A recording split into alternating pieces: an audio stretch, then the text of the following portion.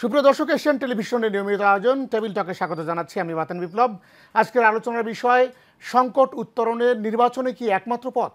আর এই বিষয়ে আলোচনা করার জন্য আমরা দুজন অতিথিকে এর মধ্যে স্টুডিওতে পেয়েছি এবং তাদের সাথে পরিচিত হন, এবং আরও একজন অতিথি আমাদের সাথে যোগ দেওয়ার কথা রয়েছে, মেজর জেনারেল অবসরপ্রাপ্ত নাঈম আশফাক চৌধুরী। তার জন্য আমরা অপেক্ষা করব, তবে তার আগে পরিচিত হইনি আমাদের দুজন। একজন রয়েছেন আমার সাথে শাহিন চৌধুরী, সিনিয়র সাংবাদিক এবং সম্পাদক abnews24bd.com, এবং আরেকজন রয়েছেন ফয়সাল আলিম, সদস্য কেন্দ্রীয় নির্বাহী কমিটি বিএনপি। আপনাদের দুজনকে স্বাগত এশিয়ান টেলিভিশনের টেবিল টকে। আজকের আলোচনার বিষয় সংকট উত্তরণে নির্বাচনই কি একমাত্র পথ। এটি আসলে বর্তমান সময়ের সবচেয়ে আলোচিত যে বিষয়গুলো সেটি হচ্ছে নির্বাচন, তার মধ্যে অন্যতম। এবং সংকট যে কারণে আমরা বলেছি যে সংকট উত্তরণে, তার মানে আমরা ধরে নিয়েছি যে একটা সংকট চলছে, তো সেটি আসলে আমরা আলোচনার মধ্য দিয়ে আরও পরিষ্কার করার চেষ্টা করব। প্রথমে জনাব শাহিন চৌধুরী, আপনার কাছ থেকে আমরা জানতে চাই যে আসলে যে সংকট আসলে সাধারণ মানুষের মুখে মুখে উঠে আসছে, যে আসলে এই সংকট উত্তরণের জন্য নির্বাচন, বা রাজনৈতিক দলগুলো কিন্তু বলার চেষ্টা করছে যে এই সংকট উত্তরণের জন্য নির্বাচনের বিকল্প নেই। কেউ কেউ এর দ্বিমত রয়েছে কারো কারো, তবে মেজরিটির মত হচ্ছে যে সংকট উত্তরণের নির্বাচন প্রয়োজন। আপনি কি মনে করেন? ধন্যবাদ আপনাকে, ধন্যবাদ এশিয়ান টিভিকে, ধন্যবাদ আমার সহ-আলোচক বিএনপি নেতা ওনাকেও ধন্যবাদ। আপনার যে সাবজেক্ট, এটা খুবই গুরুত্বপূর্ণ সাবজেক্ট। এবং এক কথায় যদি বলি, হ্যাঁ, সংকট উত্তরণে নির্বাচনই একমাত্র পথ। কিন্তু সেই নির্বাচনে যাওয়ার জন্য যে ফিল্ড দরকার, সেটা কিন্তু এখনও প্রস্তুত নয়। কেন প্রস্তুত নয়? আপনি নিশ্চয়ই জানেন যে এই অন্তর্বর্তীকালীন সরকার গঠিত হয়েছিল বেশ কিছু এজেন্ডা নিয়ে। এর মধ্যে ছিল রাষ্ট্র সংস্কার, সংবিধান সংস্কার, বিচার বিভাগ সংস্কার, প্রশাসনের সংস্কার, এমনকি আমাদের গণমাধ্যম সংস্কার। এখনও পর্যন্ত 6টি সংস্কার কমিশন তাদের রিপোর্ট প্রদান করেছে। আরও কয়েকটি কমিশনের রিপোর্ট এখনও বাকি আছে। এখন এই রিপোর্ট পাওয়ার পরে তত্ত্বাবধায়ক সরকারের যে প্রধান উপদেষ্টা, উনি বলেছেন যে মধ্য ফেব্রুয়ারি নাগাদ রাজনৈতিক দলগুলোর সঙ্গে এই সংস্কার প্রস্তাবনা নিয়ে আলোচনা হবে। কারণ সংস্কার বাস্তবায়ন করতে হলে যে জিনিসটা দরকার, সেটা হলো রাজনৈতিক ঐক্যমত।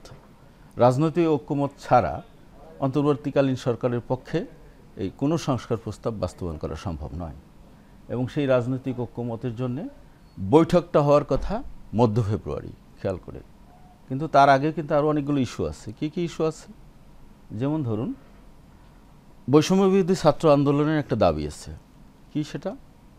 জুলাই বিপ্লবের একটা ঘোষণাপত্র, ডিক্লারেশন।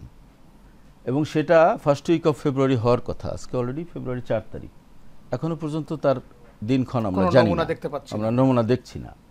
গেল এক। আরও একটি বিষয় আছে, কি একটি রাজনৈতিক দল আসবে, ছাত্ররা একটি দল করবে, এটা বহুল আলোচিত, আমরা শুনছি। এবং সেটাও আমরা এর আগে যে ঘোষণা শুনেছি যে এই দলটি মধ্য ফেব্রুয়ারি বা লাস্ট উইক অফ ফেব্রুয়ারি এই দলটি ঘোষণা হবে। সেই দলটি ঘোষণার সঙ্গেও কিন্তু আবার অনেকগুলো ইস্যু জড়িত। যে এখন যারা উপদেষ্টা পরিষদে আছে, আপনি জানেন যে 3 জন বৈষম্য বিরোধী ছাত্র আন্দোলনের প্রতিনিধি উপদেষ্টা পরিষদে আছে। তারা যদি ওই দলে যোগদান করেন, তাহলে তো তারা উপদেষ্টা পরিষদে থাকতে পারবেন না। তাহলে মানে কি, উপদেষ্টা পরিষদেও কিন্তু একটা পরিবর্তন আসবে। এই এতগুলো বিষয় নিষ্পত্তি না হওয়া পর্যন্ত, আপনি যেটা বলছেন যে সংকট উত্তরণে নির্বাচনই একমাত্র পথ, সেটা আমি মনে করি। কিন্তু সেই নির্বাচন পর্যন্ত যাওয়ার জন্য যে রাস্তা, এটা কিন্তু আমার মনে হয় যে ক্রমশ দীর্ঘ হচ্ছে। একটা জিনিস, শুধু একটা নির্বাচনের সঙ্গে সংশ্লিষ্ট একটা, তার আগে একটু আরেকজন অতিথি চলে এসেছে, তার সাথে পরিচিত করে দিই দর্শকদের। প্রিয় দর্শক, আমাদের সাথে এর মধ্যে যুক্ত হচ্ছে মেজর জেনারেল অবসরপ্রাপ্ত নাঈম আশফাক চৌধুরী। আপনাকে স্বাগত আজকের টেবিল টকে। এবং আজকের আলোচনার বিষয় হচ্ছে সংকট উত্তরণে নির্বাচনই কি একমাত্র পথ। এই প্রশ্ন রেখে আমরা আলোচনা শুরু করেছি। কথা বলছেন শাহিন চৌধুরী, সিনিয়র সাংবাদিক এবং সম্পাদক abnews24bd.com। হ্যাঁ, যেটা বলতেছিলাম যে নির্বাচন মানে তো জাতীয় সংসদ নির্বাচন, আমরা যেটা মনে করি। এখন এই নির্বাচন কিসের ভিত্তিতে হবে? এখন যে সংবিধান বিদ্যমান, সেই সংবিধান অনুযায়ী হবে, না প্রস্তাবিত সংবিধান সংস্কার করে সেটা হবে? প্রস্তাবিত সংস্কার, ডক্টর আলী রিয়াজের নেতৃত্বে যে সংস্কার কমিটি যে রিপোর্ট দিয়েছে, সেখানে আপনি জানেন, ওনারাও জানেন যে সেখানে কিন্তু 400 আসন বিশিষ্ট পার্লামেন্টের কথা বলা হয়েছে, এবং 300 পুরুষ আর 100 নারী আসন। আর এটা হবে পার্লামেন্টের নিম্নকক্ষ, এর আবার উচ্চকক্ষ আছে। উচ্চকক্ষ কীভাবে গঠিত হবে?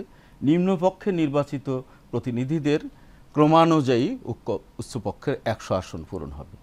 এখন আপনি যদি ধরেন মধ্য ফেব্রুয়ারিতে এই সংস্কার নিয়ে রাজনৈতিক দলগুলোর সঙ্গে আলোচনা, তো বিএনপি সহ অন্য দলগুলোর সঙ্গে যদি ঐক্যমত হয়, আমি ধরে নিলাম যোগ্যপন্থ হবে, ডক্টর ইউনূস একজন ক্যারিসম্যাটিক পারসন, আমার ধারণা তিনি একটা কনসেনসাসে পৌঁছাতে পারবেন। যদি কনসেনসাসে পৌঁছায় তাহলে কিন্তু আপনি 400 আসন ইলেকশন করতে হবে। এখন যে 300 আসনের সীমা আছে, তাহলে এই সমস্ত আসনের কিন্তু পুনর্বিন্যাস করতে হবে, তার 300কে ভেঙে 400 করতে হবে, সেটা কিন্তু একটা কাজ। তারপরে ভোটার তালিকা হালনাগাদ এখনো পর্যন্ত হয়নি, সেটাও কিন্তু আমরা মাঝে শুনেছি যে ডোর টু ডোর ওয়ার্ক হচ্ছে, এখনো পর্যন্ত সেটা শেষ হয়নি। এইসব শেষ হওয়ার পরে তারপরে আসবে নির্বাচনের তফসিল। নির্বাচনের তফসিলের আগে আরও যে বিষয়টা সবচেয়ে জরুরি, সেটা হচ্ছে আইন শৃঙ্খলা। আজকে আইন শৃঙ্খলার অবস্থা দেখেন, আজকে আপনার ডাকাতি, ছিনতাই, নানান কিছু কিন্তু এখনো বেড়ে গেছে। অন্তর্বর্তীকালীন সরকার নানাবিধ ষড়যন্ত্র সামলাতে ব্যস্ত। আপনি নানান ইস্যুতে মানুষ রাজপথে নামছে, এর পেছনে কি রাজনৈতিক মদদ নেই? আপনি 7 কলেজ হঠাৎ করে রাস্তা বন্ধ, তিতুমির বিশ্ববিদ্যালয় এই রাস্তা বন্ধ।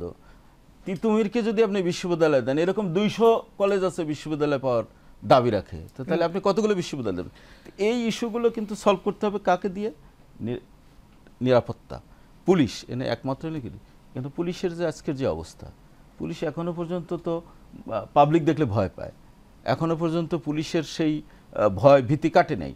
সুতরাং সেই পুলিশকে কিন্তু রিঅর্গানাইজ করতে হবে ইলেকশন আগে, যাতে করে ইলেকশনটা ফেয়ার হয়, যাতে ব্যালট বাক্স ছিনতাই না হয়, যাতে কোনো অনিয়ম না হয়। পুলিশ কিন্তু এখন, পুলিশ কি সেটা বলছে যে তারা ভয় পায় পাবলিককে? মানে সেটা ভয় পায় না, কিন্তু দৃশ্য তো আমরা দেখছি। আমরা পুলিশ তো প্রশিক্ষিত বাহিনী, তারা জনগণের সাথে কাজ করে। এর আগেও আপনারা দেখেছেন যে বিভিন্ন বড় বড় ঘটনায়, আমি যদি 28 অক্টোবরের কথাও বলি, সেখানেও আপনারা পুলিশকে দেখেছেন কতটা মারমুখী। সব মিলে সেই পুলিশ এখন ভয় পাচ্ছে কেন? মানে সেটা ঠিক আছে, কেন মনে হলো আপনার 28 অক্টোবর না, 5ই আগস্টের পূর্ববর্তী পুলিশ আর 5 আগস্ট পরবর্তী পুলিশ এক না।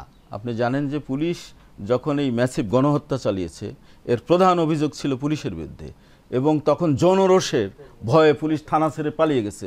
থানা পাহারা দিতে হয়েছে সেনাবাহিনী সদস্যদের, এবং 1 মাস 2 মাস বহু থানায় বহু পুলিশ আসেনি, এবং এখনো পর্যন্ত কয়েক হাজার পুলিশ কাজেই যোগ দেয় নাই। তাদের বিরুদ্ধে সরকার গ্রেপ্তারি পরোয়ানা জারি করেছে, জানেন। সুতরাং এইটা শেষ না হওয়া পর্যন্ত আপনি কিন্তু নির্বাচনে যেতে পারছেন না। সেটা কতদিন লাগবে আমি জানি না, সেটা তত্ত্বাবধায়ক সরকার বলতে পারবে, রাজনৈতিক দলগুলো বলতে পারবে। নাঈম আশফাক চৌধুরী, আপনার কাছে যেতে চাই, পরে আমরা বিএনপির নেতা রয়েছেন তার কাছে যাব। নিরাপত্তা নিয়ে যখন আপনাদের কাছেই আমরা প্রশ্ন জানতে চাই যে আসলে সংকট উত্তরণে নির্বাচনই কি একমাত্র পথ, তার আগে আমি জানতে চাই আসলে সংকট এটাকে আপনি বিশ্বাস করেন কিনা, যে আসলে দেশে এখন কি সংকট চলছে? জি, অনেক ধন্যবাদ। আমি নিরাপত্তার ছাত্র হিসাবে বলবো, বর্তমানে যে অবস্থা আছে সেটাকে সম্পূর্ণ কন্ডিউসিভ একটা এনভায়রনমেন্ট আমি বলবো না, যে এই এনভায়রনমেন্টের মধ্যে আমরা একটা স্বাধীন সারা এবং এক্সাম্পলারি উদাহরণস্বরূপ একটা ভোট দিতে পারবো, ইলেকশন করতে পারবো, সেই রকম পরিস্থিতি বোধহয় এখনও নাই। এখনও নাই বলছি এই কারণ হলো বিভিন্ন সময়ে বিভিন্ন ধরনের ইস্যু নিয়ে বিভিন্ন জন বা বিভিন্ন গোষ্ঠী যেভাবে মাঠে নেমে যাচ্ছে, এবং মাঠে নামার পরে তৎপরবর্তী যে অ্যাকশনস অ্যাক্টিভিটিসগুলো আমরা দেখছি, সেইখানে খুব অর্গানাইজড বলে মনে হয়নি, আমার কাছে খুব এফেক্টিভ বলেও মনে হয়নি। যার কারণে তিতুমির কলেজের সমস্যা আজ পর্যন্ত, আজকে হয়তো বা কিছুটা শেষ হয়েছে, এইটা এতদিন কেন লাগবে? একই রকমভাবে যখন আপনি ইলেকশনের ঘোষণা দিবেন, তখন কিন্তু আপনার স্টেক হোল্ডারের সংখ্যাও বেড়ে যাবে। এখন তো হচ্ছে ইন্ডিভিজুয়াল বিভিন্ন গোষ্ঠী, তারা বিভিন্ন দাবি আদায় নিয়ে যাচ্ছে, আর তখন কিন্তু আপনার স্টেক হোল্ডার্সের পরিমাণ সকল রাজনৈতিক দল চলে আসবে, এবং প্রত্যেকে তার নিজ নিজ স্বার্থে কারণে এক এক ধরনের অভিযোগ, এক এক ধরনের আন্দোলন বা সরকারের উপরে চাপ দেয়া, এটা তৈরি হবে। তো সেই পরিস্থিতি আমার বিবেচনায় এখনও মনে হয় হয়নি।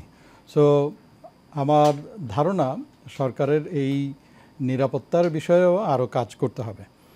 বিসাইডস যে পয়েন্টগুলো বললেন আমার সহ আলোচক, যে অনেকগুলো ইস্যুস যেগুলো আছে ইলেকশনের পূর্বে এই কাজগুলো করা দরকার, স্পেসিফিক্যালি ইলেকশন কন্ডাক্ট করার জন্য যেগুলো দরকার সেগুলো অবশ্যই করা উচিত।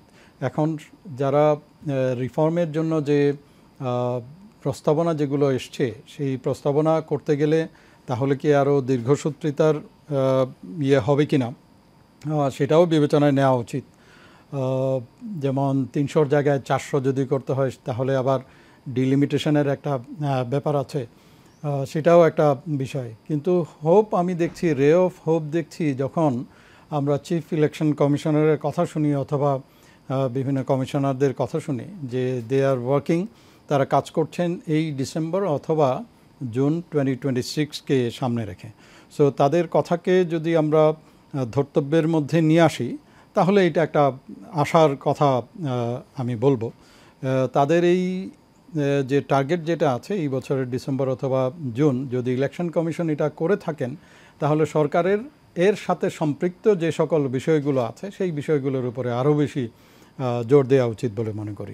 আরেকটি পয়েন্ট আমি জানতে চাই যে আসলে সংকট যেহেতু কিছুটা আছে, আপনি সেটা স্বীকার করেছেন, এবং বর্তমান সরকারের খুবই অল্প সংখ্যক উপদেষ্টা আমরা দেখছি যে ইন্টারিম গভর্নমেন্টে যে কজন উপদেষ্টা আছে, প্রথমে কিন্তু সাধারণ মানুষের একটি ভাবনা ছিল যে এই কজন দিয়ে আসলে কিভাবে দেশ পরিচালিত হবে, এবং যেখানে বলাই হয় যে ডিক্টেটরের পরাজয় হলে ডাবল ডিক্টেটর হতে হয় রাষ্ট্রকে কন্ট্রোল করার জন্য, কিন্তু সেই পর্যায়ে কিন্তু এখনও হয়নি রাষ্ট্রে যে একেবারে সবাই বিশৃঙ্খল পরিস্থিতি তৈরি করছে, তা কিন্তু নয়। আমরা দেখেছি আপনি যেমনটি বললেন যে তিতুমিরের আন্দোলন, সাধারণ মানুষ যারা একেবারে পথচারী বা বিভিন্ন গন্তব্যে ছুটে যাচ্ছে, এই ব্যস্ত মানুষগুলোই তাদেরকে বোঝানোর চেষ্টা করেছে, দেখো যে তারা কিন্তু বিভিন্নভাবে তাদেরকে কন্ট্রোল করার চেষ্টা করেছে যে এটি আসলে রাস্তায় না নেমে তারা ক্যাম্পাসে যেন করে, সে ধরনের পরামর্শ তাদের দিয়েছে। সুতরাং এই একটা বিশৃঙ্খলা কন্ট্রোল করার জন্য শুধু পুলিশ নয়, সাধারণ মানুষও কিন্তু চেষ্টা করছে। তো সেই জায়গা থেকে আসলে যেমনটি বিএনপির পক্ষ থেকে দাবি করা হয়েছিল যে জুলাইয়ের মধ্যে নির্বাচন করা সম্ভব, পরবর্তীতে তারা কিন্তু আরও একটু রিল্যাক্স দিয়েছে যে না, এটি আর আমরা বলছি না যে জুলাইয়ের মধ্যেই করতে হবে। তো সেই জায়গা থেকে আসলেই ডিসেম্বর বা 26শে জুন এই সময়টা কি খুব বেশি মনে হয় কিনা আপনার কাছে? না, বেশি মনে হচ্ছে না। এই বছরের ডিসেম্বর মানে খুব একটা বেশি হাতে সময় নেই। ইভেন আপনি যদি রাজনৈতিক দলগুলোকেও বলেন যে ডিসেম্বরের মধ্যে করতে হবে, এই রাজনৈতিক দলগুলোরও তাদেরও অনেক সময় লাগবে, দল গোছানোর থেকে শুরু করে একদম গ্রাসরুট লেভেল থেকে শুরু করে উপর পর্যন্ত। বিএনপি বিগত 16-17 বছর ধরে যে অবস্থায় ছিল সেই অবস্থার থেকে আবার নর্মাল অবস্থায় আসতেও তাদের সময় লাগবে। সো এই দলগুলোকে বললেও আমার মনে হয় they will also take time, যে আমি একটা জনগণের কাছে যাব, ম্যান্ডেট নিয়ে যাব, কি ধরনের কাজ করব সেই কথাগুলো বলতে হবে। তাদের নেতা নির্বাচন, প্রত্যেকটা কনস্টিটিউয়েন্সির জন্য নেতা নির্বাচন, সেটার জন্য অনেক কাজ বাকি আছে। সো ডিসেম্বর মনে হয় না যে খুব বেশি একটা সময়, আমার মনে হয় ঠিক আছে। ধন্যবাদ আপনাকে। আমরা বিএনপির জনাব ফয়সাল আলিম আপনার কাছে যেতে চাই। আপনি তো জাতীয় নির্বাহী কমিটির সদস্য বিএনপির, এবং আমরা দেখছি যে 31 দফা যেটি রয়েছে সেটি নিয়ে এর মধ্যে দেশে বিদেশে আলোচনা সমালোচনা হয়েছে, কেননা 24-এর যে বিপ্লব সেটি কিন্তু আপনাদের 31 দফায় খুব একটা স্থান পায়নি। তো এটি আসলে আপনাদের এখন দলীয়ভাবে আপনার কী ধরনের চাপে আছেন, বা কোনো ধরনের এই 31 দফা সংস্কার করে জুলাই বিপ্লবকে ইনক্লুড করা বা এই জায়গাটিতে আসার কোনো প্রবণতা আপনি দেখছেন কিনা আসলে বিএনপিতে? ধন্যবাদ এশিয়ান টিভিকে প্রথমেই আজকের এই সুন্দর একটা আলোচনার জন্য। আমাদের সহ আলোচকবৃন্দ যারা আছেন তাদেরকেও ধন্যবাদ জানাচ্ছি। সত্যি কথা বলতে 31 দফা যেটা বিএনপির পক্ষ থেকে দেওয়া হয়েছিল, এটা কিন্তু অনেক আগে দেওয়া হয়েছে। আপনারা দেখে থাকবেন, আপনারা জানেন যে 16 বছর সেটি আমরা জানি, এবং 2018, 21 বা 23 যেভাবেই এটা আলোচনা করুক না কেন, এটি বিপ্লবের অনেক আগে দেওয়া হয়েছে, কিন্তু বিপ্লবের পরে কেন এটিকে সংস্কার করা হয়নি, এটি হচ্ছে আমাদের প্রশ্ন। আমি ওই পয়েন্টে যাচ্ছি। আপনি দেখবেন যে 31 দফাকে যদি বিশ্লেষণ করা হয়, 31 দফা কিন্তু আমরা মনে করি এটা জাতীয় মুক্তির সনদ বাংলাদেশের মানুষের জন্য, এবং 31 দফাকে যদি আপনি একটা একটা করে বিশ্লেষণ করেন, আপনি দেখতে পাবেন কি এখানে পরিষ্কারভাবে মানুষের ভাগ্য উন্নয়নের কথা বলা আছে, এখানে ছাত্রদের ভাগ্য উন্নয়নের কথা বলা হয়েছে, আগামী দিনে তথ্য প্রযুক্তিতে কি করা হবে, মানুষের মহিলাদের উন্নয়নের ক্ষেত্রে কি করা হবে, প্রত্যেকটা জিনিসকে 31 দফার ভিতর লেখা রয়েছে। এগুলোকে বিশ্লেষণ করলে আমরা কি পাই? বিশ্লেষণ করলে আমরা পাই যে গত 16 বছর ধরে বিএনপি যে আন্দোলন সংগ্রাম করেছে, বিএনপি এই আন্দোলন সংগ্রাম করতে যে জাতাকলে পিষ্ট হয়েছে, এবং বিএনপি যে বারুদ তৈরি করে রেখেছিল সেই বারুদের বিস্ফোরণ ঘটানো হয়েছে গত 5ই আগস্টের ছাত্র জনতার এই মহা গণ অভ্যুত্থানের মাধ্যমে। তো ছাত্র জনতার যে গণ অভ্যুত্থান 5 তারিখে সাধিত হয়েছে, এটার মূল লক্ষ্য কী ছিল? এটার মূল লক্ষ্য ছিল ওই 31 দফার আলোকেই বাংলাদেশকে কি করে পরিপূর্ণভাবে গড়ে তোলা যায়, এইটাই কিন্তু 31 দফাতে আমরা উল্লেখ করে গেছি। এবং আজকে এই গণ অভ্যুত্থান, যেটা আপনি বলতে পারেন বাংলাদেশের ইতিহাসে এরকম ঘটেনি যে একটি সরকার সম্পূর্ণভাবে তাদের যে টোটাল স্ট্রাকচারকে নিয়ে বাংলাদেশ থেকে পালিয়ে যাওয়ার কাহিনী বাংলাদেশের ইতিহাসে কোনোদিন ঘটেনি।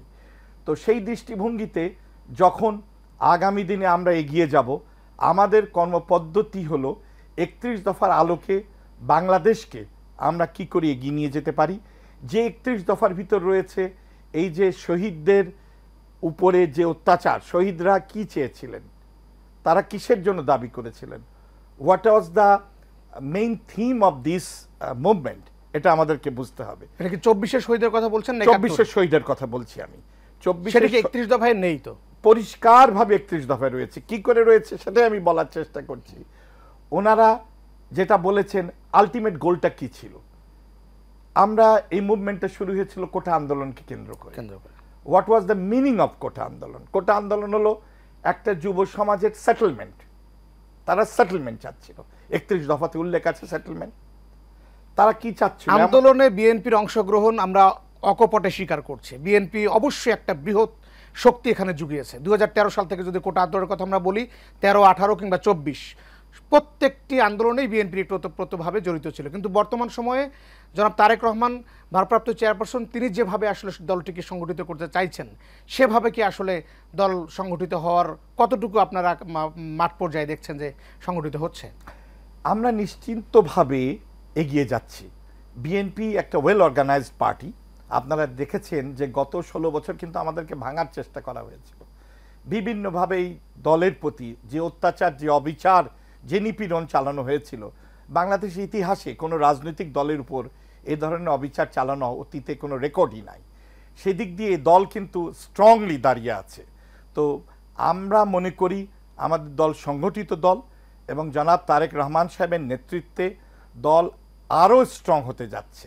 অতীতে যেভাবে ঐক্যবদ্ধভাবে আমরা ছিলাম এবং ভবিষ্যতেও আমরা সেভাবে এগিয়ে যাচ্ছি, আগামীতে একটা নিরপেক্ষ নির্বাচনের মাধ্যমে যাতে দল ক্ষমতায় আসতে পারে, এই জন্য আমরা কাজ করে যাচ্ছি। শিক্ষার্থীদের সাথে আপনাদের সমন্বয়ের অভাব রয়েছে কিনা?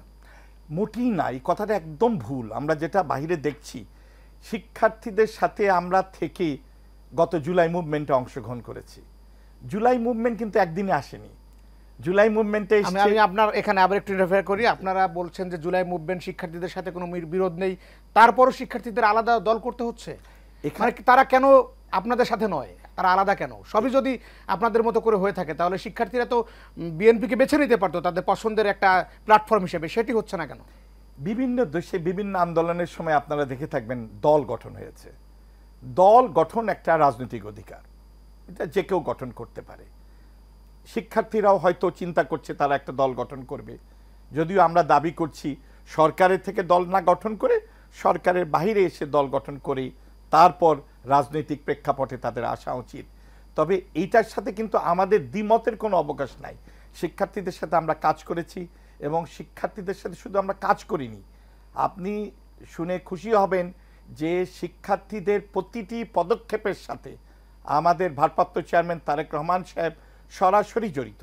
সেটি আমরা দেখেছি। কিন্তু আমাদের প্রশ্ন হচ্ছে যে কেন কোনো বিএনপি যদি বাদও দেই, কোনো রাজনৈতিক দলকেই শিক্ষার্থীরা কেন বেছে নিল? বাংলাদেশে ক্রিয়াশীল যতগুলো রাজনৈতিক দল রয়েছে, কাউকে তারা বেছে না নিয়ে আলাদা কেন তাদেরকে রাজনৈতিক দল করতে হচ্ছে, সেটি আমার প্রশ্ন ছিল। এটা আসলে তাদের নিজস্ব ব্যাপার। আমাদের তো একটা রাজনৈতিক দল, আমরা রাজনৈতিক প্ল্যাটফর্ম, আমাদের সাথে যদি কেউ অ্যালায়েন্স করতে আসেন, যেমন অনেকে আমাদের সাথে অলরেডি গত 16 বছর মুভমেন্টের সাথে জড়িত ছিল, তো আমাদের সাথে যদি ভবিষ্যতে আরও অ্যালায়েন্স করতে কেউ চান অবশ্যই স্বাগত জানাবো। ধন্যবাদ আপনাকে। আমরা মূলত আলোচনা করছি আসলে সংকট এবং এটি উত্তরণের নির্বাচনিক একমাত্র পথকে নিয়ে। একটি বিরতির পর আবারও ফিরছি। প্রিয় দর্শক, টেবিল টক একটি বিরতিতে যাচ্ছে, আমাদের সঙ্গেই থাকুন।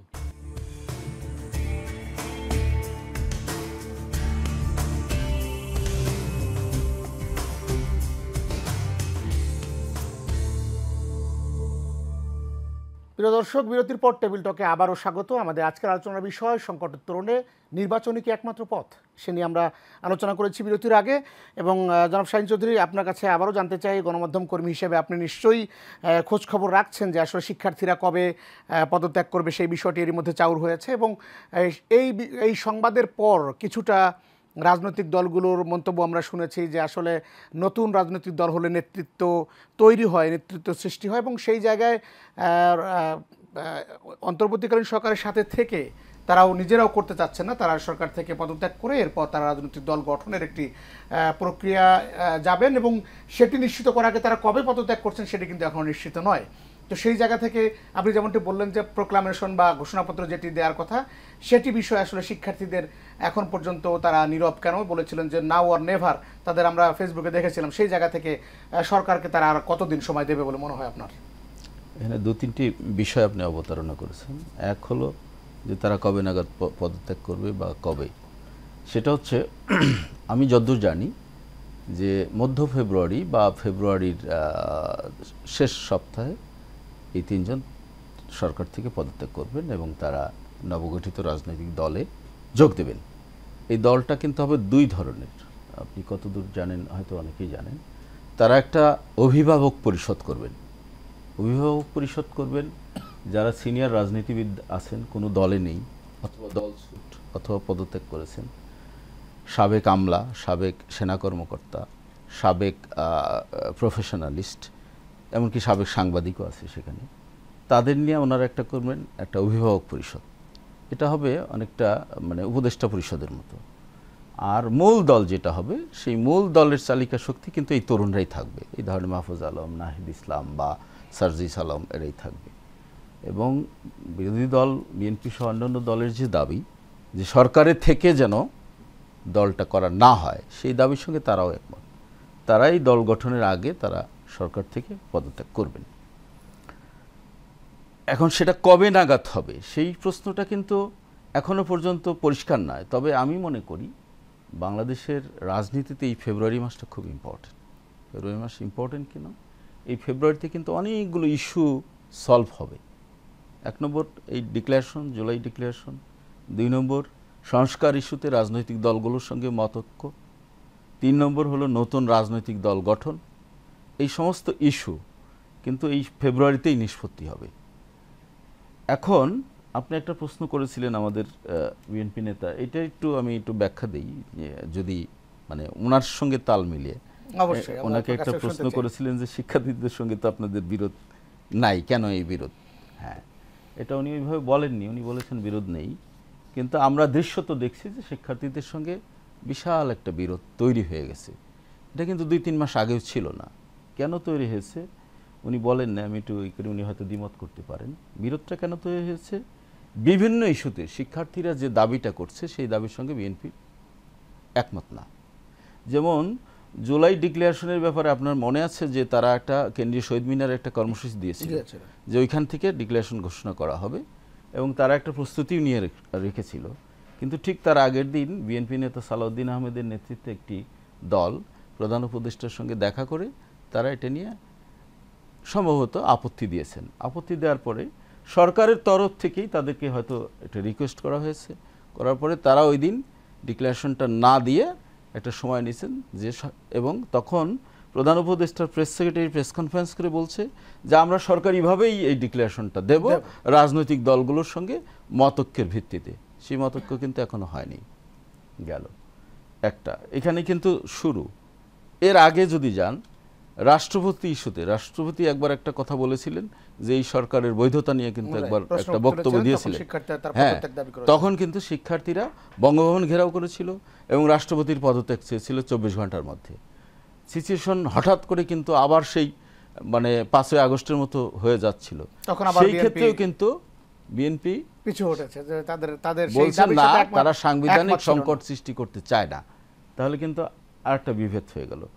আছে আওয়ামী লীগকে নিষিদ্ধ করে, এখনো পর্যন্ত কিন্তু এদের দাবি যে দলটি গণহত্যাকারী, যে দলটি ফ্যাসিস্ট, যে দলটি এদেশের স্বাধীনতা সার্বভৌমত্ব অন্য দেশের কাছে বিকিয়ে দিয়েছে, যে দলটি এখান থেকে 28 লক্ষ কোটি টাকা বিদেশে পাচার করার সুযোগ করে দিয়েছে, তাদের রাজনীতি করার অধিকার নেই। এই বক্তব্যে কিন্তু তার একমত আছে। কিন্তু বিএনপির বক্তব্য কি? বিএনপি বলছে যে না, কোনো দলকে নিষিদ্ধ করা আমরা চাই না, আমরা চাই আওয়ামী লীগ আগামী নির্বাচনে থাকুক। খেয়াল করেন, ছাত্রলীগকে যখন নিষিদ্ধ করা হয়েছে, ছাত্রলীগ তো একটা হেলমেট বাহিনী, চাঁদাবাজ বাহিনী হিসেবে পরিচিত। ছাত্রলীগের ছাত্র রাজনীতি করার কোনো কর্মকাণ্ড গত 15 বছর আমরা দেখিনি। এটাকে একটা চাঁদাবাজ বাহিনী বলা যেতে পারে, হেলমেট বাহিনী বলা যেতে পারে, সন্ত্রাসী বাহিনী বলা যেতে পারে। এই আবরারকে যেভাবে হত্যা করেছে জাতি দেখেছে। আবরারের অপরাধটা কি ছিল? ভারতের বিরুদ্ধে একটা ফেসবুকে পোস্ট দিয়েছিল। মানে কি? ভারতের বিরুদ্ধে পোস্ট দিলে তাকে খুন করা হবে? 26 জন মিলে সারা রাত ভর পিটিয়ে পিটিয়ে তাকে হত্যা করেছে। সেই ছাত্রলীগ নিষিদ্ধ করার পরে বিএনপি বলছে কি যে আমরা কোনো নিষিদ্ধের পক্ষে না। তাহলে কি আপনি মনে করেন যে শিক্ষার্থীদের সঙ্গে বিএনপির ইয়ে থাকবে? আমি এই কথা থাকে না কিন্তু। হ্যাঁ হ্যাঁ, থাকে নাই কিন্তু। এইখানেই বিরোধ। এখন তারা চিন্তা করছে, তারা কিন্তু এতদিন রাজনৈতিক দলের কথা বলেননি। আপনি কারেক্টলি বলেছেন যে কারণ তারা রাজনীতি দল, তারা কিন্তু 6 মাসের বেশি হয়ে গেছে এই সরকারের, এতদিন কিন্তু রাজনৈতিক দলের কথা বলেন। তখন তারা মনে করলো প্রচলিত ব্যবস্থায় তাদের আর হচ্ছে না। আওয়ামী লীগকে তারা তাড়িয়েছে বা সকল জনতা মিলে তাড়িয়েছে। বিএনপির উপর তাদের একটা আস্থা ছিল, ভরসা ছিল। সেই জায়গায়ও তারা হোঁচট খাচ্ছে বারবার। জামাত পার্টি হিসেবে বিতর্কিত, আমি মনে করি, অন্যরা কি মনে করে জানি না, জামাতকে ওইভাবে কিন্তু ছাত্ররা স্বতঃস্ফূর্তভাবে গ্রহণ করে নাই বা করছে না। যদিও জামাতের সঙ্গে সম্পর্ক ভালো, কিন্তু স্বতঃস্ফূর্তভাবে গ্রহণ করে নাই। তাহলে ওদের কথা হলো যে ওদের যে মতামত, ওদের যে আকাঙ্ক্ষা, যে কারণে ওরা বিপ্লব করলো, যে কারণে 2000 তরুণ প্রাণ দিল, সেই আকাঙ্ক্ষা কিভাবে বাস্তবায়িত হবে? যে কারণে তারা সেই কারণে তারা মনে করছে যে তারা একটা রাজনৈতিক প্ল্যাটফর্ম যদি করে। একেবারে কম, আমরা আপনার কাছে আবারও আসবো। জনাব নাঈম আশফাক চৌধুরী, আপনার কাছে আবার যেতে চাই। আপনি জানেন যে প্রধান উপদেষ্টা তিনি নিরাপত্তা বাহিনীর সাথে বৈঠক করেছেন এবং সেখানে তিনি বলেছেন যে একটি স্পেশাল নিরাপত্তা সেল গঠন করার জন্য। সেটি আসলে এটি সময় উপযোগী কিনা, বা যেহেতু আগে করা হয়নি, আসলে পাস্ট ইজ পাস্ট, সেটি নিয়ে আমাদের কথা বলার দরকার নেই। এখন এটি আসলে প্রয়োজনীয়তা কতটুকু এবং নির্বাচনে কতটুকু সহায়ক হবে বলে আপনি মনে করেন? জি, আমি মনে করি এখানে নিরাপত্তা নিশ্চিতে যে সকল বাহিনীরা সম্পৃক্ত, জড়িত, তাদের মধ্যে কিছুটা হলেও কোঅর্ডিনেশনের অভাব, সমন্বয়ের অভাব আমি দেখেছি, বা সবাই দেখছে আর কি। এই যে সমন্বয়ের অভাব 1 নম্বর বিষয়। 2 নম্বর হলো প্রায়োরিটি, অর্থাৎ কোথায় যেতে হবে, কতটুকু ফোর্স এমপ্লয় করতে হবে, বা একজনের সাথে আরেকজনের যে সাপোর্টিভ, অর্থাৎ মিলিটারি ধরলো, ধরার পরে এটা হ্যান্ডিং ওভার টু দ্য পুলিশ আবার এটা বিচারের সম্মুখীন করা। এই যে ক্রনোলজি অফ ইভেন্ট, একটার সাথে আরেকটার যে সম্পৃক্ততা, এই সম্পৃক্ততারও কিছুটা মনে হয় ঘাটতি দেখা যাচ্ছে। তাছাড়া পুলিশকে আমরা দেখেছি কিছুটা আস্থাহীনতার যেটা ছিল 5 অগস্টের পরে, সেটা কাটিয়ে উঠেছে, বাট এখন পর্যন্ত ওইভাবে কমপ্লিটলি যে তারা কনফিডেন্ট, আস্থাশীল, ওইটা এখনো বোধহয় মনে হচ্ছে না। বাট আগের থেকে এই যে পুলিশ আমরা দেখেছি যে হেলমেট বাহিনীর সাথে মিলে শিক্ষার্থীদের উপর নির্বিচারে গুলি চালিয়েছে এবং এটা গণমাধ্যমে শিরোনাম হয়েছে। সেখান থেকে আমি আপনাকে প্রশ্ন করছি যে আসলে কিছুদিন আগে আমরা দেখছি, এখন পর্যন্ত কিন্তু অনেকের ওয়ালে দেখা যাচ্ছে যে পুলিশ কিভাবে গুলি চালিয়েছে। তো সেই জায়গা থেকে আসলে তারা তাদেরকে চিহ্নিত করে বিচারের আওতায় না আনা পর্যন্ত আসলে এই পুলিশ স্বাভাবিক হবে কিনা? ডিফিকাল্ট প্রশ্ন করেছেন, কোনো সন্দেহ নাই। আমি ব্যক্তিগতভাবে মনে করি যে অপরাধী, তার অপরাধের বিচার অবশ্যই হতে হবে, এবং যত দেরি হবে ততই এটা দেশের জন্য ক্ষতিকর, বাহিনীর জন্য ক্ষতিকর, জনগণের জন্য ক্ষতিকর, একটা রাষ্ট্রের জন্য ক্ষতিকর।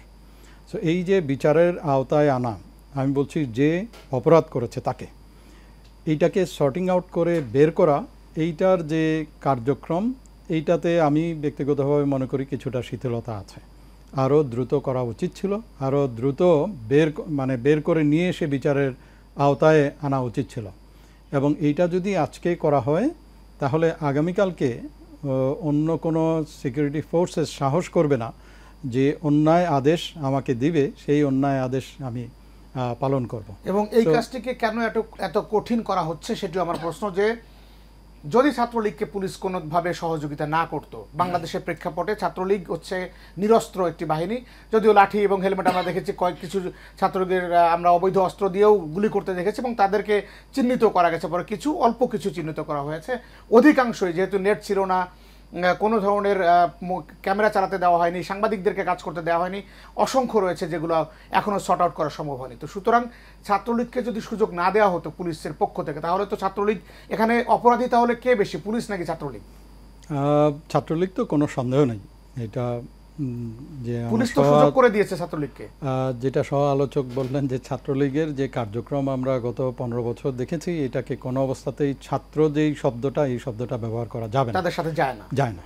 সো তাদের যে কার্যক্রম, সেই কার্যক্রম কোনো সন্দেহ নাই সন্ত্রাসী, গুন্ডা বা এইরকম মাস্তানি, অর্থ চাঁদাবাজি, এগুলোর সাথেই তারা আসলে সম্পৃক্ত ছিল এবং এইটাকে কাইন্ড অফ স্পন্সর করা হয়েছে সো দ্যাট তারা আওয়ামী লীগের যে এজেন্ডা যেগুলো আছে সেই এজেন্ডাগুলো যেন সহজভাবে তারা বাস্তবায়ন করতে পারে। সো ছাত্রলীগের ব্যাপারে কোনো সন্দেহ নেই যে তারা যে অপরাধ করেছে, এর মধ্যে কোনো সন্দেহ নেই। তো তার সাথে সম্পৃক্ত হয়েছে পুলিশের যে কার্যক্রম, এটাকে কমপ্লিটলি আমি পেশাদারিত্ব আমি বলবো। এবং এই পেশাদারিত্ব একদম শুরুর থেকে, নিচের থেকে শুরু করে একদম উপর পর্যন্ত প্রত্যেকেই এর সাথে এর দায়ভার এড়াতে পারবেন না। আমাকে যদি অন্যায় আদেশ দেন, আমি অন্যায় আদেশ কেন মানব? আপনার রুলস অফ বিজনেস একদম পরিষ্কার দেয়া আছে, সেইখানে রুলস অফ বিজনেসের বাইরে যে আপনি যে কাজটি করবেন, তার মানে আপনি যে অপরাধ আপনাকে করতে বলা হয়েছে, তিনি যতটুকু অপরাধ করলেন একই অপরাধে আপনিও কিন্তু অপরাধী। সো কোনো অবস্থাতেই পুলিশের যারা এই অন্যায় আবদার বা অন্যায় দাবি বা অন্যায় ইনস্ট্রাকশন যেটা পালন করেছেন, কেউই এর দায়ভার থেকে এড়াতে পারবেন না। ধন্যবাদ আপনাকে। আমরা একটু জনাব ফয়সাল আলিম আপনার কাছে যেতে চাই পুলিশের প্রসঙ্গেই। আমরা দেখলাম কিছুদিন আগে এই 24-এর প্রথম শহীদ, তার ব্যাপারে যখন প্রতিবেদন দাখিল করা হয়েছে, তাকে সন্ত্রাসী হিসেবে আখ্যা দিয়েছে পুলিশ। পরবর্তীতে এটি নিয়ে গণমাধ্যম আবারও শিরোনাম হতে বাধ্য হয়েছে। আসলে এই যে পুলিশের ওপর আস্থা করার যে বিষয়টি, সাধারণ মানুষ আসলে কবে আস্থা পাবে পুলিশের, এই পুলিশে কবে আস্থা পাবে? 24-এর পরবর্তী যে পুলিশ প্রথম শহীদকে সন্ত্রাসী আখ্যা দিতে পারে প্রতিবেদনে, তাদের প্রতি মানুষের আস্থা কবে ফিরবে? আপনার এই উত্তরটা দেওয়ার আগে আমি একটু সংক্ষেপে আপনাকে এই ছাত্রলীগ এবং আওয়ামী লীগ প্রসঙ্গে কয়েকটি কথা বলে রাখতে চাই। যে ছাত্রলীগ দ্বারা বা আওয়ামী লীগ দ্বারা আঘাতপ্রাপ্ত সংগঠন কিন্তু বিএনপি। 16 বছর কিন্তু অত্যাচার আমরা সহ্য করেছি। জামাতও কিছুটা, অবশ্যই জামাত সহ অন্যান্য রাজনৈতিক দল, আমি প্রধান শক্তি হিসাবে, এবং বিভিন্ন দলও কিছুটা, অবশ্যই তারা আমাদের সাথে রাজনীতি করেছেন। অবশ্যই এরা যে অত্যাচার করেছে, এরা চেঙ্গিস খান, হালাকু খানের অত্যাচারকে হার মানায়। ছাত্রলীগের অত্যাচার বর্বরচিত অত্যাচার। ছাত্রলীগ বাংলাদেশে কোনো সংগঠন হিসাবে বিবেচিত হতে পারে কিনা সেটাও সন্দেহের অবকাশ রাখে এখানে। ছাত্রলীগ এমন একটা সংগঠন হয়ে গিয়েছিল বাংলাদেশের বুকে যে ছাত্রলীগ মানেই বাংলাদেশ, গুন্ডামি মানে ছাত্রলীগ, মাস্তানি মানে ছাত্রলীগ, মানুষ মারা মানে ছাত্রলীগ। বাংলাদেশকে ধ্বংস করার পিছনে যে ছাত্র সংগঠনের হাত রয়েছে তার নাম ছাত্রলীগ, কোনো কোশ্চেনের ব্যাপারে নাই। একই সাথে বাংলাদেশ আওয়ামী লীগ বাংলাদেশের গণতন্ত্রকে হরণ করেছিল, বাংলাদেশের ন্যায় বিচারকে ধ্বংস করেছে, বাংলাদেশের অর্থনৈতিক ব্যবস্থাকে ধ্বংস করেছে, গুম, হত্যা, খুনের মাধ্যমে বাংলাদেশকে একটা ফ্যাসিস্ট রাজ্যে পরিণত করেছে। এগুলো সাধারণ মানুষ জানে। আমরা একবার আমি ওই পয়েন্টেই বলতে যাচ্ছি। এগুলোর পরও আমরা যখন যেভাবে আওয়ামী লীগ সম্বন্ধে আমরা যেটা বলে থাকি, একটি রাজনৈতিক সংগঠনকে আমরা মুখ দিয়ে বলে নিষিদ্ধ করতে পারি না। এই সংগঠনকে নিষিদ্ধ করার জন্য। কিন্তু আপনারা তো শেল্টার দিচ্ছেন বিভিন্ন জায়গায়, যেমন সাতক্ষীরায় আমরা দেখেছি যে বিএনপির কমিটি স্থগিত হয়েছে এবং সেখানে মিছিল হয়েছে ছাত্রলীগের, এবং এই যে লিফলেট বিলির সময় আমরা দেখেছি যে সেখানে বিভিন্ন গণমাধ্যম কর্মীদের ওয়ালে আমরা দেখেছি, এরপরে তাকে আপনাদের ওখানে কমিটি স্থগিত করা হয়েছে। তো এগুলো শেল্টারের অভিযোগেই করা হচ্ছে, তাহলে কেউ না কেউ শেল্টার দিচ্ছে। এইটা আপনি যেটা একটা ইন্ডিভিজুয়ালি আইসোলেটেড কেস, এটা হতে পারে। বাংলাদেশের সামাজিক ব্যবস্থাটা এমনভাবে গড়ে উঠেছে যে স্থানীয় রাজনীতিতে এই ধরনের দুই একটা ঘটনা হতে পারে। তবে আমরা বিএনপির হাইকমান্ড থেকে এতই স্ট্রং, আমাদের অ্যাক্টিং চেয়ারম্যান উনি হাজার হাজার নেতাকর্মীকে, কিন্তু আমরা শত শত নেতাকর্মীকে আমরা এক্সপেল করেছি পার্টি থেকে। কোনো ধরনের no tolerance policy acting chairperson নিয়েছেন, জিরো টলারেন্স, একদম যেখানে এই ধরনের ঘটনা ঘটবে সাথে সাথে সেখানে বহিষ্কার। বিএনপির কোনো নেতাকর্মী কোনোভাবে আওয়ামী লীগ এবং তার দোসরদেরকে কোনো অবস্থাতে প্রশ্রয় দেবে না, নিশ্চিত থাকতে পারেন এই ব্যাপারে। মানে আপনাদের দলীয়ভাবে কি কোনো ধরনের শঙ্কা বা ইনফেরিয়রিটি কমপ্লেক্স আছে কিনা? আমি যে কেন প্রশ্নটি করলাম, যে আমরা দেখছি যে এখনও ছাত্রলীগ তাদের ওয়ালে, দেশের বাইরে থেকে হোক বা দেশের ভেতরে অসংখ্য ছাত্রলীগ নেতাকর্মী এখনও রয়েছে। তারা কিন্তু বলছে যে, যেমন প্রেস সচিবের কথাই বলি, জনাব শফিকুল আলম, ওনাকেও কিন্তু কোট করে বলা হচ্ছে যে এনাকে চিনে রাখো, এনাকে চিনে রাখলাম, সময় হলে জবাব দেওয়া হবে। আপনাদের নেতাকর্মীদেরকে কিন্তু এরকম তারা চিনে রাখছে, সেই ভয় কি আপনারা পাচ্ছেন কিনা? মোটেই না। বাংলাদেশের জনগণ এমনভাবে, আজকে আমি এক জায়গায় আলাপ করছিলাম যে মানুষের মনের ভিতরে যে ক্ষোভ, যেটার বহিঃপ্রকাশ মানুষ ঘটিয়েছে, যে আগামী হয়তো 50 বছরে আওয়ামী লীগের নাম নিশানা বাংলাদেশের মাটিতে দেখা যাবে কিনা সন্দেহ। কোনো ধরনের ভয় কাজ করছে না। বাংলাদেশের মানুষ সবাই ঐক্যবদ্ধ একটা ব্যাপারে। মানে 50 বছরে দেখা যাবে না, সে কারণে ভয় পাচ্ছেন না? ওই জন্য এর আগে দেখা পেলে ভয় পেতেন। মানুষের মনের ভিতর থেকে যে ক্ষোভ সৃষ্টি হয়েছে সেটা বিএনপি কিন্তু 16 বছর কোনোদিন ভয় পায়নি। 16 বছর কিন্তু জনগণের সাথে ছিল। আমরা আরো একটি বিরতিতে যাব। প্রিয় দর্শক, আমাদের টেবিল টকে আরো একটি বিরতি নিচ্ছি, আমাদের সঙ্গেই থাকুন, ফিরছি এক্ষুনি।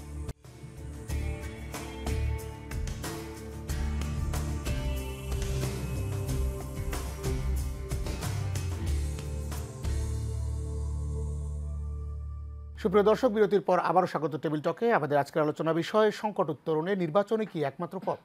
এ বিষয়ে আমরা জনাব নাঈম আশফাক চৌধুরী আপনার কাছে আবারও যেতে চাই। আপনি এর আগে বলছিলেন যে আসলে নিরাপত্তা কিছুটা ঘাটতি রয়েছে। আমরা যদি একেবারে এই অন্তর্বর্তী সরকারকে নির্বাচন ব্যতিরেকে অন্য কোনো বিকল্প দিতে চাই, সেক্ষেত্রে আপনি এক দুটো বিকল্প যদি দিতেন একেবারে শেষ সময় আমরা অল্প সময় আপনার কাছে আসলে বিকল্প খুঁজছি। আমার কাছে মনে হয় যে নির্বাচনের কোনো বিকল্প নাই।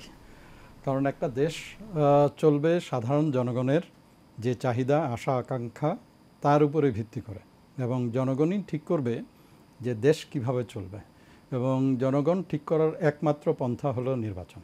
সো নির্বাচনের বাইরে অ্যাকচুয়ালি কোনো অল্টারনেটিভ কোনো পথ আছে বলে ডেমোক্রেটিক কোনো কান্ট্রিতে আমার জানা নেই। তাহলে আরেকটু সম্পূরক প্রশ্ন করি যে আসলে যদি বিকল্প না থাকে, তাহলে এখন যে সংকট, এই সংকটটা কিছুটা হলেও মিনিমাইজ করে তারপরে আপনাকে নির্বাচনের রোডম্যাপ বা নির্বাচনে যেতে হবে। যেমনটি বলছিলেন জনাব শাহীন চৌধুরী, যে আসলে নির্বাচনের জন্য ডোর টু ডোর কাজ করা হচ্ছে। এই যে নাসিরউদ্দিন কমিশন যেভাবে চেষ্টা করছেন যে আসলে যারা নতুন ভোটার তাদেরকে নিয়ে আওতায় নিয়ে আসা, এবং আপনি যেমনটি বলছিলেন যে ডিমার্কেশন তৈরি করে আর নতুন নতুন রাজনৈতিক এলাকা তৈরি করতে হবে, 400 আসন নির্বাচনের যে সংস্কার যারা করেছেন, তারা যে প্রস্তাবনা দিয়েছেন, সেই জায়গাগুলোতে আসলে কিভাবে মিনিমাইজ করে নির্বাচনের পথে যাওয়া যায়, সেটি যদি একটু 1 মিনিটে যদি আপনি একটু বলতেন। যে রিফর্মটা আপনি করবেন কি করবেন না, এটা পলিটিক্যাল যে দলগুলো আছে তাদের সাথে আলোচনা করে তারপরে করা উচিত।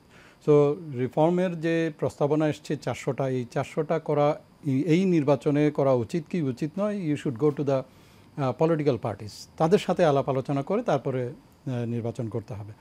সাধারণ জনগণের যে চাহিদা বা আকাঙ্ক্ষা, সেটা হলো বিগত 3টা নির্বাচনে তারা তাদের লোকদের মনোনীত করতে পারেননি। সো তারা চাইবেন যে এইবার যে নির্বাচন হবে, সেই নির্বাচনে আমি আমার ভোটটা যেন দিতে পারি, এবং আমি আমার যাকে আমি চাই তাকে যেন আমি নির্বাচিত করতে পারি। এই যে পরিস্থিতি, এই পরিস্থিতি তৈরি যেন হয়, এবং বর্তমান গভর্নমেন্ট যেন এইটা তৈরি করতে পারেন, তার জন্য যতটুকু দরকার ততটুকু করলেই আমার মনে হয় এনাফ। ধন্যবাদ আপনাকে জনাব ফয়সাল আলিম। আপনার কাছে আমরা 2 মিনিটে জানতে চাই, একেবারে শেষ সময় চলে এসেছি, যে নির্বাচনের যে এই বিগত সময়ে 3বার নির্বাচনে ভোট দিতে পারেনি সাধারণ মানুষ, যে কারণে 24-এ শিক্ষার্থীদের যে দফাগুলো ছিল সেখানে কিন্তু সবশেষ আমরা দেখেছি যে দফা 1 দাবি 1 শেখ হাসিনার পদত্যাগ, এর মধ্য দিয়ে তো একটি অধ্যায়ের একেবারে সমাপ্ত হয়েছে এবং নতুন করে সেরকম কোনো আশঙ্কা তৈরির আপনারা কোনো ধরনের বাতাস পাচ্ছেন কিনা? আবহাওয়া কোন দিকে যাচ্ছে? দেখুন, নির্বাচন ছাড়া গণতান্ত্রিক ব্যবস্থায় ফেরত আসার আর কোনো পথ নেই। আমাদেরকে ইমিডিয়েটলি ইলেকশনে যেতে হবে। তো ইলেকশনে যাওয়ার জন্য আমাদের কি কি দরকার? আমাদের ব্রিগেডিয়ার সাহেব বলেছেন কিছুক্ষণ আগে যে ন্যূনতম যে সংস্কার, যেটা না করলে চলে না, সেই সংস্কারের মাধ্যমে কিন্তু আমরা নির্বাচনে যেতে পারি। এখন কেন নির্বাচনী ব্যবস্থায় আমাদের ফেরত যেতে হবে? 1 নাম্বার, বাংলাদেশের জনগণ কিন্তু 16 বছর ধরে ভোট দেওয়ার আকাঙ্ক্ষায় তারা তাকিয়ে আছে, কখন তারা একটা সঠিক ভোট দিতে পারবে। এইটা একটা কাহিনী। কে নিশ্চিত করবে এটি? এটা বর্তমান সরকার যারা আছেন, অন্তর্বর্তীকালীন সরকার, তারা নিশ্চিত করবে। কিন্তু এখানে মূল অনুষঙ্গ তো পুলিশ এবং আনসার, সেই জায়গায় আসলে নিশ্চিত হওয়ার পরিবেশ। আমি মনে করি যে গোটা পুলিশ বাহিনী তো খারাপ না, এটা আমরা বলতেই পারবো না, বা আইন শৃঙ্খলা বাহিনী টোটালটা খারাপ তো হতে পারে না। সুতরাং এখান থেকে রিফর্ম করে যতটুকু রিফর্ম করা যায়, এর ভিতর থেকে আমাদের নির্বাচনের পরিবেশ ফিরিয়ে আনতে হবে, 1 নাম্বার। 2 নাম্বার, নির্বাচনটা আরও কি কি কারণে করতে হতে পারে। প্রথম কথা, একটা আন্তর্জাতিক প্রেক্ষাপটে একটা নির্বাচিত সরকার যেভাবে কথা বলতে পারে, একটা অন্তর্বর্তীকালীন সরকার সেই স্ট্রং ভাব নিয়ে কিন্তু কথা বলতে পারবে না। এটা আরেকটা পয়েন্ট। 3য় পয়েন্ট, একটা সরকারের সামাজিক ন্যায় নীতি, তাদের অর্থনৈতিক ব্যবস্থা, তাদের প্রশাসনিক ব্যবস্থা, এগুলো সমস্ত ব্যবস্থার যে পরিমণ্ডল আছে, একটা ইলেকটেড গভর্নমেন্ট যেভাবে এগিয়ে নিয়ে যেতে পারে, একটা অন্তর্বর্তীকালীন সরকারের পক্ষে কিন্তু সেভাবে সম্ভব না। সেটারই আমরা পরিসংখ্যান কিন্তু দেখতে পাচ্ছি। আজকে আমার ভাই শাহিন ভাই এই তিতুমির কলেজের কথা বললেন, ব্রিগেডিয়ার সাহেবও বলেছেন, মেজর জেনারেল তো জেনারেল সাহেব বলেছেন, এটা হলো এই ইলেকটেড গভর্নমেন্ট থাকলে কিন্তু তারা ডিল করতে পারতো এইসব জায়গাতে। এবং দেখবেন ইলেকটেড গভর্নমেন্ট থাকলে পারে এই ধরনের যে আন্দোলন, কথায় কথায় আন্দোলন, আমি দেখছিলাম 172টা আন্দোলন হয়েছে। পলিটিক্যাল গভর্নমেন্ট আজকে থাকলে এই আন্দোলনগুলো কিন্তু হতো না।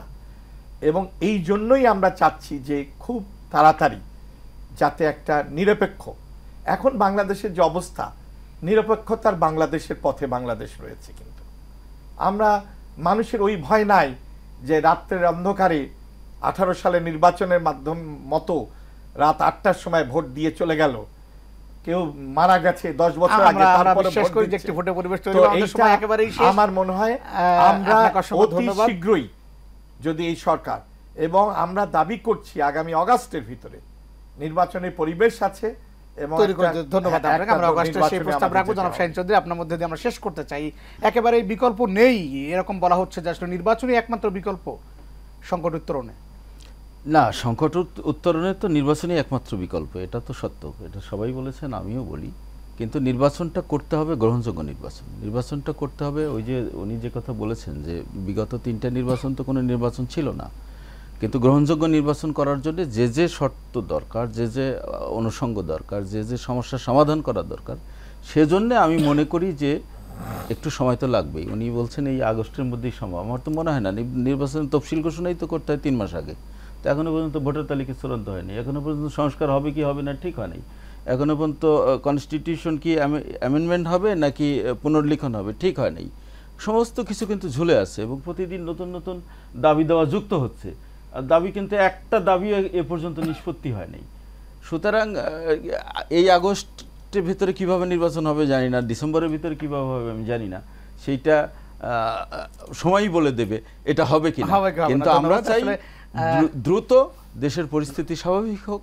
জনগণের যে প্রত্যাশা সেটা হলো স্বাভাবিক পরিস্থিতি চায়, নিরাপত্তা চায়, দ্রব্যমূল্য কন্ট্রোল চায়, এবং এই অন্তর্বর্তীকালীন সরকার যে ঢিলেঢালা ভাব দেখাচ্ছে সেটাও মানুষ চায় না। অ্যাটলিস্ট সে রাস্তায় বেরোলে নির্দিষ্ট সময় তার গন্তব্যে পৌঁছাতে চায়। ধন্যবাদ এই আপনাকে। বিষয়টা এই সরকারকে এনশিওর করতে হবে। এবং তাহলে- যাবতীয় সংকট উত্তরণে আমরা চাইব যে নিশ্চয়ই নির্বাচনের পরিবেশ তৈরি হবে এবং দ্রুততম সময়ের মধ্যে নির্বাচন অনুষ্ঠিত হবে এবং একটি রাজনৈতিক দলের অধীনে সরকার গঠিত হবে, সেটি আমাদের প্রত্যাশা রইল। প্রিয় দর্শক, যারা টেবিল টকে এতক্ষণ আমাদের সঙ্গে ছিলেন তাদের সবাইকে ধন্যবাদ এবং আগামীকাল একই সময়ে এশিয়ান টেলিভিশনের পর্দায় টেবিল টক দেখার আমন্ত্রণ জানিয়ে শেষ করছি। আল্লাহ হাফেজ।